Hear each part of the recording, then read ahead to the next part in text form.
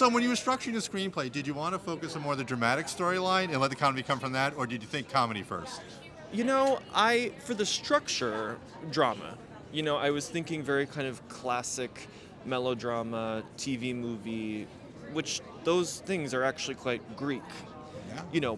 Tragedy befalls those people, and so it was structured like a drama. When I started writing the dialogue, that's when the comedy was coming out. And then once I got about 6 pages in, it to me became a total went back to being a drama, and I was like, and I knew that it had these comic overtones, but I was like totally swept up into it, and I was very moved by it.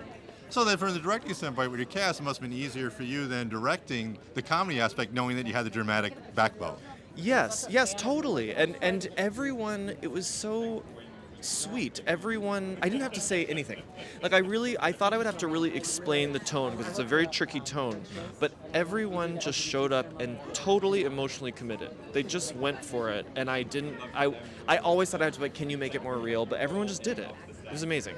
Was there any scene that was most particularly to get right for you from your script phase of the directing? Like, oh my God, this is the one that took a while, but I'm proud of it.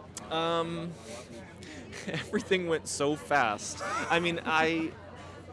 There was on a kind of directorial performance level, I think there's like a big therapy scene in the style of Marnie or Suddenly Last Summer that I was, that was a very tricky balance of like melodrama, kind of camp and sincerity, and that was a very, very tricky thing to direct while doing it. Yes. Very hard to direct the other actors while you're trying to also act it.